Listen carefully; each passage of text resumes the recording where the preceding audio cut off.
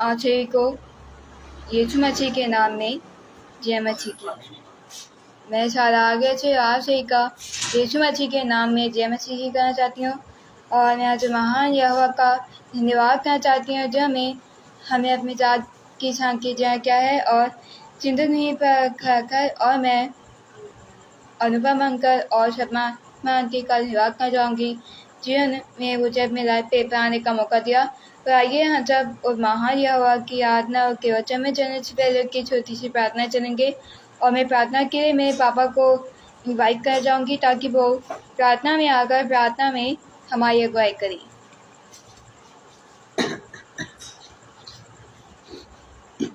सबको जय मसीह की। Praise the lord, praise the Lord कमाई, प्रेज द लॉर्ड। आइए हम लोग सब प्रार्थना में चलते हैं। धन्यवाद करते मान अपने आपका धन्यवाद करते कि आपने दिन भर हमें आराम से रखा है खुदा, और खुदा हमें हर खतरे से आपसे बचा के अपने नजदीक रखा। दुआ करते हैं खुदा आप भाई अनुपम डेविड जी के और भाभी सिमरन जी का पेज के लिए और उनके लिए प्रार्थना करते हैं जो उनका पेज है आगरा मसीह मंडली में। दुआ करते खुदा ये पेज बहुत आय से बढ़ने पाए खुदा, जो खुदा आगे की दोनों खुदा जो मीटिंग रखी है खुदा हम दुआ करते हैं खुदा आपकी ज़्यादा से ज़्यादा लोग बढ़ाएँ खुदा आप प्रचार सुने ताकि खुदा उस प्रचार के द्वारा खुदा आप लोग औरों का मन परिवर्तित हो खुदा आप और आपकी महत्व को पहचाने खुदा आपके राज में आने पाए हो सके खुदा। हम भाई लोगों का भी धन्यवाद करते हैं खुदा आप जो इसके स्पीकर रूप में आ रहे हैं इसलिए उनके लिए भी दुआ करते हैं, उनको भी आशीषित करिए खुदा। दुआ करते हैं खुदा भाई अनुपम जी के लिए खुदा आप उनको सामर्थ्य आपने भरा, हम उसके लिए आपका धन्यवाद करते हो। जो भी कुछ आगे की खर्चे और जो भी कुछ खुदा आप जो भी खुदा इंतजाम है खुदा सब आपके हाथ में रखते खुदा आपके अनुसार सब कुछ होने पाए खुदा। हम धन्यवाद करते कि भाई ने अपने पेज पे हमें आने का मौका दिया, हम उनका भी तहे दिल से धन्यवाद करते हैं। धन्यवाद करते कि आपने खुदा कि मेरी बेटी सारा को अपनी महिमा के लिए चुना, उसके लिए भी आपका धन्यवाद करते हैं। और हम दुआ करते हैं खुदा आप भाई के तीनों भाई के बच्चों के लिए खुदा आप जो भी खुदा जिस क्षेत्र में भी उस क्षेत्र में उनको कामयाबी दीजिए खुदा। आप दुआ करते हैं वो लोग भी खुदा आपकी महिमा के लिए इस्तेमाल होने पाए खुदा आप।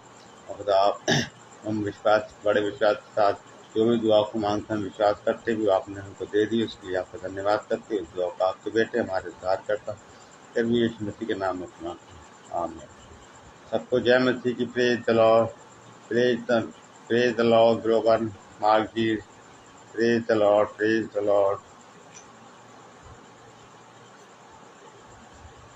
मैं मेरे पापा का धन्यवाद करना चाहती हूँ जिन्होंने प्रार्थना तुति में हमारी अगुवाई करी।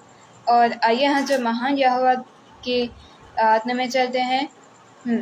आज का दिन यहोवा ने बनाया है, हम इसमें आनंदित हो। आज का दिन यहोवा ने बनाया है, हम इसमें आनंदित हो। प्रभु को महिमा मिले, चाहे हो मेरा अपमान। प्रभु को महिमा मिले, चाहे हो मेरा अपमान। वो बड़े मैं खतूं रहे इसी का ध्यान। वो बड़े मैं खतूं रहे इसी का ध्यान। आज का दिन यहोवा ने बनाया है, हम इसमें आनंदित हो। आज का दिन यहोवा ने बनाया है, हम इसमें आनंदित हो। आता हूँ तेरे पास, मुझको है तुझसे आस। आता हूँ तेरे पास, मुझको है तुझसे आस। मुझको कबूल कर ले, मेरे पापों से शुद्ध कर दे। मुझको कबूल कर ले, मेरे पापों से शुद्ध कर दे। आज का दिन यहोवा ने बनाया है, हम इसमें आनंदित हो।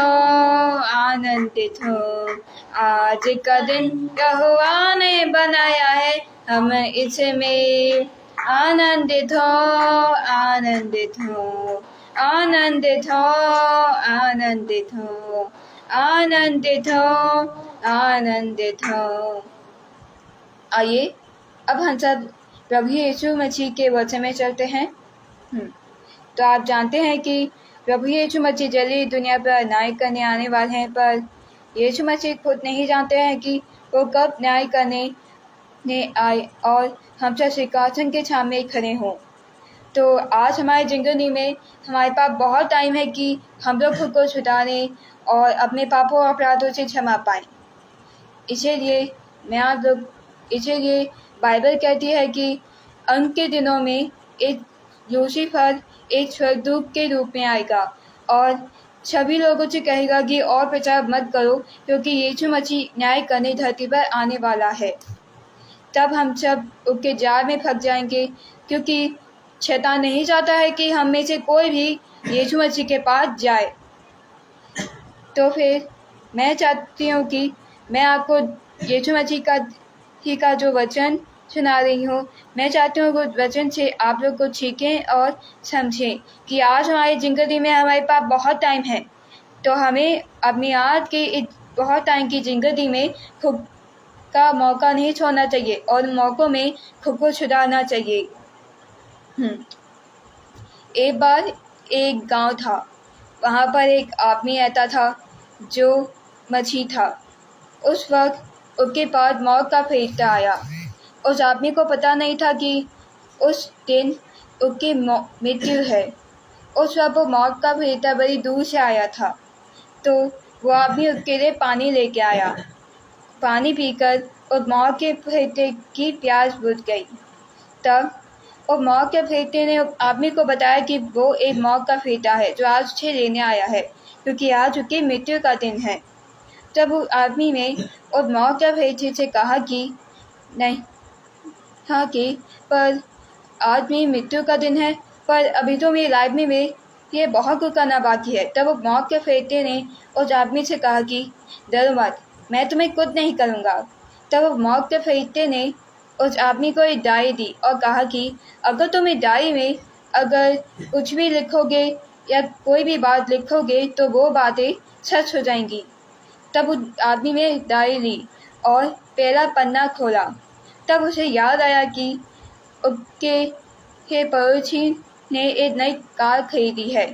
तो उस आदमी को इस बात से बहुत गुस्सा आया कि उसके पड़ोसी को कार मिली पर उसे कार नहीं मिली।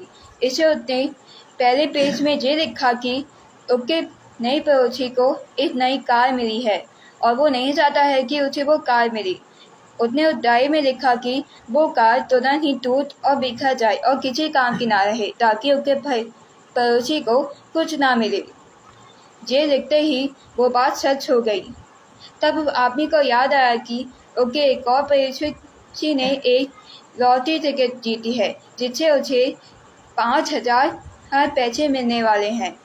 तब उस आदमी को और गुस्सा आया और क्रोध आया, जिसने उसने दूसरे पन्ने पर ये लिखा कि उसके दूसरे पड़ोसी को एक लॉटरी की टिकट जीती है, जिससे उसे 5,000 के पैसे मिलने वाले हैं। इसलिए उसने ये लिखा कि उसे वो लॉटरी ना मिले और उसकी लॉटरी झूठी साबित हो जाए और वो लॉटरी ना जीते, जिससे वो बात भी सच हो गई। तब उस आदमी को ये भी याद आया कि उसका एक पड़ोसी बहुत अमीर है, जिसके पास अच्छी कार, अच्छे घर और अच्छा खाना पीना है। ये सोचकर उस आदमी ने अपनी डायरी में ये लिखा कि वो आदमी गरीब और भिखारी बन जाए और मर जाए। उस आदमी ने ये बातें लिखी और फिर उसे ये भी याद आया कि उसके पड़ोसी में उसका जो दोस्त है, जिसने उसे झगड़ा किया था, तो फिर उसने डायरी में ये भी लिखा कि उसका दोस्त मर जाए, जिसके कारण उसने पूरी डायरी के पन्ने को बुरे कामों में ही व्यर्थ कर दिया। जिस वजह से उस मौत के फरिश्ते ने उस आदमी से कहा कि चलो मैं तुम्हें अब ले चलता हूँ। तब उस आदमी ने कहा कि कहाँ? उस मौत के फरिश्ते ने उस आदमी से कहा कि नरक में, जहाँ पर तुम आग में जलोगे और वहाँ का कीड़ा तुम्हें काटेगा। तब उस आदमी ने कहा कि पर तुमने कहा था कि तुम मुझे कुछ नहीं करोगे। तब उस मौत के फरिश्ते ने उस आदमी से कहा कि देखो, मैंने तुम्हें ये डायरी दी थी जिसमें तुम किसी का भला भी लिख सकते थे और किसी के अच्छे होने के बारे में भी, परंतु तुमने डायरी के पहले, दूसरे, तीसरे और चौथे और सारे पन्नों पर से किसी के बुरे होने होने की बात ही लिखी और अपने अच्छे होने की बात ही लिखी। तुमने सिर्फ अपने बारे में सोचा और तुमने दूसरों का बुरा सोचा। तुमने दूसरों की कई सारी बुराइयाँ लिखी, यहाँ तक कि तुमने डायरी में दूसरों का बुरा होना भी लिखा। इसलिए तुमने अनंत जीवन पाने के लिए अपना एक आखिरी मौका गंवा दिया। इसलिए मैं तुम्हें नरक में जा रहा हूँ, क्योंकि तुम परीक्षा में असफल हो गए और तुमने प्रभु यीशु मसीह को खो दिया और अब तुम्हारा नाम प्रभु यीशु मसीह के जीवन की पुस्तक में नहीं लिखा है। तो अभी वो मौका फरिश्ता उस आदमी को अपने साथ नरक में ले गया, जहाँ पर उसे बहुत पीड़ा और दर्द मिला। तो जैसा कि आप देख सकते हैं कि उस डायरी के पेज के पन्ने बिल्कुल हमारी ज़िंदगी की तरह ही हैं। आज हमारी ज़िंदगी उस डायरी के पेज के पन्नों की तरह ही बहुत लंबी है और आज हमारे पास उस डायरी के पन्नों की तरह ही बहुत वक्त बचा हुआ है खुद को सुधारने का। पर उस आदमी ने उस आखिरी मौके को भी गंवा दिया, जिसके कारण उसे नरक में पहुंचाया गया था। अगर आज हम लोग भी अपनी ज़िंदगी में आखिरी और सारे मौक़ों को भी गंवा दें, तो हमें भी उस आदमी की तरह नरक में पहुंचाया जाएगा, जहाँ का कीड़ा हमें काटेगा। तो फिर और उस आदमी ने अपने पड़ोसी की चीज़ों में ध्यान दिया, जबकि हमें दूसरों की चीज़ों में ध्यान देना ही नहीं है। दूसरों की चीज़ों या उनके घर का लालच करना ही नहीं है, जिसे उस व्यक्ति ने तोड़ दिया था। अगर आज हम लोग भी उस आदमी की तरह दूसरों की जिंदगियों पर ध्यान देते हैं, ये ध्यान देते हैं कि उसके पास नई कार है, उसके पास नई कार ना आए, उसके पास पैसे हैं, वो गरीब हो जाए, वो मर जाए, ये सब अगर हम सोचते हैं तो हमारी भी जिंदगी उस आदमी की तरह ही हो जाएगी, जिसे वो मौत का फरिश्ता अपने साथ नरक में ले गया। तो मैं चाहती हूँ कि आप सब ये बातें समझें कि यीशु मसीह जल्द ही न्याय करने आने वाले हैं और यीशु मसीह की आज्ञाओं के अनुसार अगर हम उनमें से कोई एक भी तोड़ देते हैं तो हम आखिरी मौका भी गंवा देते हैं, जिससे हमारा नाम प्रभु यीशु मसीह की जीवन की पुस्तक में नहीं होगा। आपने एक कहानी में ये सुना कि उस आदमी ने उस पूरे उस पूरी डायरी में से अपने पड़ोसी के बुरे होने के बारे में ही लिखा, जिस वजह से उसने ये अनंत जीवन पाने के लिए और अपना नाम जीवन की पुस्तक में जमा करने के लिए भी गंवा दिया। इसलिए शैतान ने मौत के फरिश्ते को भेजा था ताकि वो उसे नरक में ले आए। तो मैं भी वही बात आपको समझाना चाहती हूँ। अगर आप लोग भी आज आदमी की तरह ही अपनों का बुरा चाहते हैं, दूसरों का बुरा चाहते हैं, दूसरों की जिंदगियों पर ध्यान देते हैं, ये ध्यान देते हैं कि उसका ये है और यह तूने मुझे ये दिया है, अगर यह का धन्यवाद नहीं करते हैं तो फिर आप लोग कुछ नहीं कर सकते हैं, क्योंकि यहोवा की पुस्तक कहती है कि धर्मी लोग जब भी अपने मार्ग पर गिर जाते हैं तो फिर से उठ खड़े होकर अपने मार्ग पर चलना शुरू करते हैं। पर तुझ लोग जब भी अपने मार्ग पर गिरते हैं तो पड़े ही रहते हैं। वैसा ही उस आदमी के साथ हुआ। जब वो आदमी अपने मार्ग पर गिर गया तो फिर गिरा ही पड़ा रहा और उसे नरक की आग में पहुँचाया गया। पर अगर उस आदमी ने उस डायरी में किसी के अच्छे होने के बारे में भी लिखा होता तो फिर उसे स्वर्ग में पहुँचाया जाता। वो आदमी डायरी में ये भी तो लिख सकता था कि किसी का भला हो जाए या किसी का बुरा ना हो या कोई खुश रहे या गरीबी ख़त्म हो जाए, वो ये सब भी लिख सकता था, परंतु उसने लालच में आकर सिर्फ दूसरों का बुरा ही सोचा, वो भी क्रोध में आकर।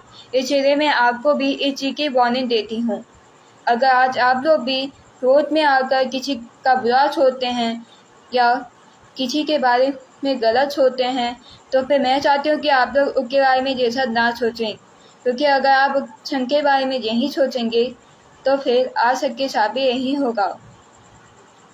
क्योंकि यहोवा हमारी तरफ से रहेगा, क्योंकि यहोवा की पुस्तक कहती है कि यहोवा ने ने संसार से ऐसा प्रेम किया था कि उसने अपना इकलौता पुत्र दे दिया ताकि जो कोई उस पर विश्वास करे वह नाश ना हो परंतु अनंत जीवन पाए।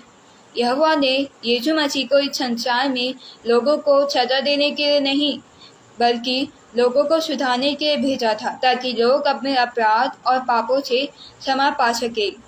पर और अगर आज हम लोग भी यीशु मसीह की तरह ही अपने अपराध और पापों से क्षमा पाते हैं तो फिर हम अपनी जिंदगी की डायरी अपनी जिंदगी की पुस्तकों में अपने कामों में अच्छे काम ला सकते हैं।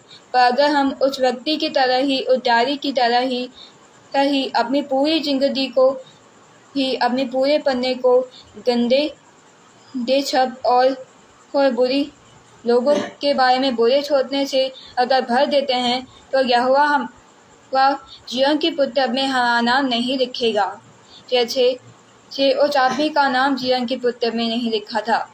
तो मैं चाहती हूँ कि आप लोग अब से ये फैसला करें कि आपको किस डायरी अपनी जिंदगी को किस डायरी की तरह बनाया है। आपको अपनी जिंदगी को उस जीवन की पुस्तक की तरह उस डायरी की तरह बनाना है जिसमें आपके अच्छे कामों और दूसरों की भलाई और परमेश्वर पर विश्वास करने के बारे में लिखा हो। या तो आप लोग अपनी जिंदगी को उस आदमी की डायरी की तरह बनाना चाहते हैं जिसने उस डायरी में सिर्फ बुरे और गलत कामों के बारे में ही लिखा। अगर आज आप लोग उस आदमी की डायरी के सारे पन्नों में के बुरे कामों की तरह अगर अपना पूरा जीवन पापों में व्यर्थ कर लेते हैं बेकार कर लेते हैं तो फिर आपको भी मौत का फरिश्ता अपने साथ नरक में ले जाएगा। पर अगर आज आप लोग ये अपनी पूरी जिंदगी को एक अच्छी डायरी में जिसके सारे पन्नों में सिर्फ यहोवा की बात और लोगों की भलाई के बारे में ही लिखा हो, अगर उसके बारे में लिखते हैं तो फिर आप लोगों की जिंदगी बदल जाएगी और आपको स्वर्ग उठाकर स्वर्ग में ले जाएंगे जहाँ पर आपको किसी तरह की भी मृत्यु नहीं मिलेगी। क्योंकि परमेश्वर की पुस्तक प्रकाशित वाक्य यहूदा का प्रकाशित वाक्य कहता है कि जब परमेश्वर न्याय करने आएगा तो फिर जिन जिन लोगों के नाम जीवन की पुस्तक में लिखे होंगे वही लोग ही नए यरूशलेम में प्रवेश कर पाएंगे जहाँ पर सोने की सड़क और सोने के घर होंगे। वहाँ पर कभी भी अंधेरा या उजाला नहीं होगा। वहाँ पर चांद या सूरज की जरूरत नहीं पड़ेगी और परमेश्वर के सिंहासन से जीवन का जल बहेगा। वहाँ के सारे जानवर फालतू होंगे और कोई भी जानवर किसी भी इंसान को कोई नुकसान नहीं पहुँचाएगा। आप सबके एक एक घर में हर एक स्वर्गदूत होगा जो आपकी सेवा करेगा और वहाँ पर किसी तरह की भी मृत्यु या दर्द या दांत पीटना या तो किसी तरह की भी दुख या परेशानी या चिंता नहीं होगी। वहाँ पर आप सभी को सिर्फ और सिर्फ परमेश्वर की उपस्थिति ही मिलेगी वहाँ, क्योंकि बाइबल कहती है कि वहाँ के सारे बच्चे सांप के साथ खेलेंगे फिर भी सांप उन्हें काटेगा नहीं। लोग अपनी छेड़ों को शेर के मुंह में डाल देंगे फिर भी शेर उनके शेरों को काटेगा नहीं, क्योंकि वहाँ पर परमेश्वर की उपस्थिति और यीशु मसीह की उपस्थिति बनी होगी। इसलिए मैं चाहती हूँ कि अब से आप लोग खुद को सुधारें और अपने जीवन को उस डायरी की तरह बनाएं जिसमें लोगों के भले के बारे में ही लिखा है। अगर आप लोग अपने जीवन को उस अच्छी डायरी की तरह बनाते हैं जिसमें परमेश्वर का प्रचार, उसकी आराधना के गीत, उसकी करियाँ और लोगों का भले होने की बातें लिखी होती हैं, तो फिर आप लोग स्वर्ग में जाएंगे जहाँ पर किसी तरह की भी मृत्यु नहीं होगी, क्योंकि वहाँ पर जीवन का वृक्ष होगा और परमेश्वर के सिंहासन से जीवन का जल बहेगा। और जब आप वहाँ जाएंगे तो यीशु मसीह तुरंत आप सबको बता देगा और तब आप सब यीशु मसीह पर विश्वास करेंगे। पर अब वक्त आप सबके बहुत कम रह गया है, क्योंकि यीशु मसीह जल्दी न्याय करने आने वाला है। इसलिए मैं चाहती हूँ कि आप लोग तुरंत यीशु मसीह से प्रार्थना करके उसे ये प्रार्थना करें कि हे पिता परमेश्वर, मैं जानता हूँ कि तूने मेरे पापों के लिए अपने इकलौते पुत्र को इन संसार में भेज दिया। हे यीशु मसीह, मैं जानता हूँ कि तूने क्रूस पर मेरे लिए बलिदान दिया और तू मेरे लिए ही मारा गारा और दबा गया और मेरे ही फेंचे मुद्दों में से जी उठा, ताकि मैं अपने पापों से क्षमा पा सकूं। और मैं चाहती हूँ कि आज सब जब भी प्रार्थना करें तो अपनी प्रार्थना के ख़त्म होने के बाद ये बोलने की, और इस प्रार्थना को मैं आपकी लौटे पुत्र हमारे उद्धारकर्ता यीशु मसीह के नाम से मांगते हैं, आमीन। मैं चाहती हूँ कि आज सब अपनी प्रार्थना को ख़त्म करने के बाद यही बात बोलें, तब परमेश्वर यहोवा आपका नाम जीवन की पुस्तक में लिखेगा। और अगर आप लोग अपना पूरा जीवन व्यर्थ नहीं करेंगे, अपने पूरे जीवन को यहोवा की घड़ियों के सुनहरा बनाएंगे, तो फिर यहोवा आपको एक सुनहरा मोती बनाएगा और आपको अपने पास रखेगा, आपको सुरक्षित रखेगा। और वहाँ पर कोई भी एक दूसरे का दुश्मन नहीं होगा, कोई भी एक दूसरे का शत्रु नहीं होगा, और कोई भी मृत्यु नहीं होगी, कोई भी दर्द या दुख या बीमारी या चिंता नहीं होगी। वहाँ पर सारे लोग हमेशा सदा के लिए रहेंगे, और यीशु मसीह का हेवन राज्य हमेशा 1000 तक रहेगा, जिससे सारे लोग वहाँ पर हेवन किंगडम में रहेंगे, जहाँ पर किसी को भी किसी तरह की दर्द या पीड़ा नहीं मिलेगी, किसी तरह की बीमारी नहीं मिलेगी। इसलिए अब से मैं चाहती हूँ कि आप लोग अब से खुद को सुधारें, अपने जीवन को कुछ अच्छी डायरी की तरह बनाएं, जिसमें लोगों के अच्छे के बारे में लिखा है और परमेश्वर के बारे में। और अगर आप लोगों ने अपनी पूरी जीवन की डायरी में अगर परमेश्वर की जगह किसी का बुरा होने का या किसी के बारे में कुछ गलत होने की बात लिखी है, तो मैं चाहती हूँ कि आप लोग उन सारी बातों को मिटा दें, रद्द कर दें, और पूरी अपने जीवन की डायरी को अच्छी खुशियों और परमेश्वर की बातों से भर दें। तब आप लोग का जीवन सुधर जाएगा, आप लोगों का जीवन, आपकी ज़िंदगी बदल जाएगी, और आप लोग यीशु मसीह के साथ स्वर्ग जाएंगे, क्योंकि यीशु मसीह ही जल्दी न्याय करने आने वाला है। क्योंकि कहते हैं कि इस दुनिया का अंत निकट है, इसलिए अपने अपराधों से पश्चाताप करो। और इन्हीं अंग्रेजी वर्ड के साथ मैं इस सेशन को समाप्त करना चाहूँगी। आइए हम सब परमेश्वर की प्रार्थना में चलते हैं।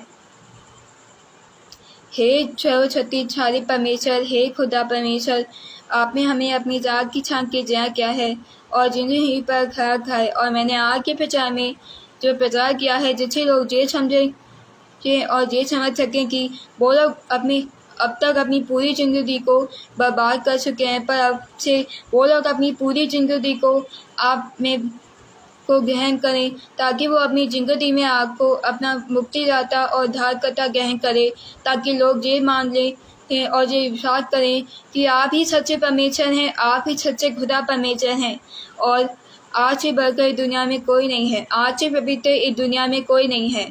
आप प्लीज़ हमारी मदद कीजिए, ताकि हमारा विश्वास आप पर ही हमेशा बना रहे।